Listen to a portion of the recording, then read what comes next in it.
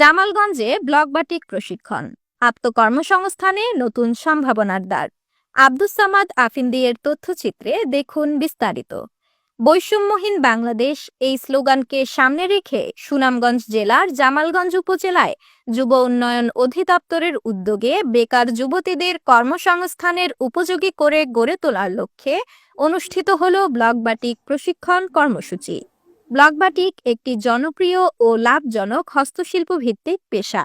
এই প্রশিক্ষণের মাধ্যমে অংশগ্রহণকারীরা ব্লক প্রিন্ট, রঙের ব্যবহার, কাপড়ের ডিজাইন তৈরির কৌশল সহ নানা ধরনের বাস্তবমুখী দক্ষতা অর্জনের সুযোগ পাচ্ছেন।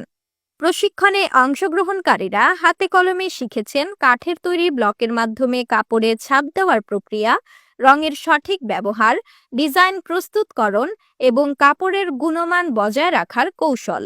পাশাপাশি বাণিজ্যিকভাবে এই পণ্য বাজারজাত করার প্রাথমিক ধারণাও দেওয়া হয়েছে।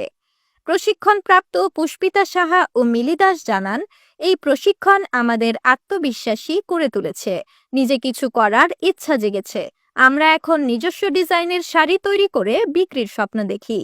প্রশিক্ষক ভ্যালেন্তিনা বুনার্জি বলেন, ব্লক বাটিক একটি সৃজনশীল ও লাভজনক শিল্প।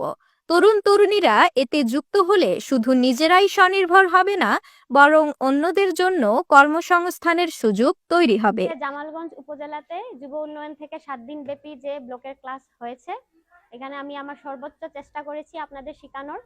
আপনারা এখন চাইবেন এই কাজগুলো শিখে নিজের একটা কর্মসংস্থান বানানোর জন্য।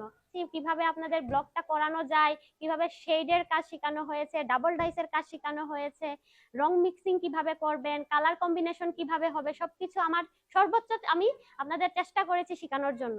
এখন আপনারা এটা শিখে আপনারা নিজেরা নিজের আত্মবিশ্বাসকে ডেভেলপ করবেন, নিজের কর্মসংস্থান তৈরি করবেন, আপনারা নিজের পায়ে দাঁড়াবেন। প্রশিক্ষণের শেষে শিক্ষার্থীদের তৈরি ব্লক বাটিক পণ্যের একটি প্রদর্শনী অনুষ্ঠিত হয়।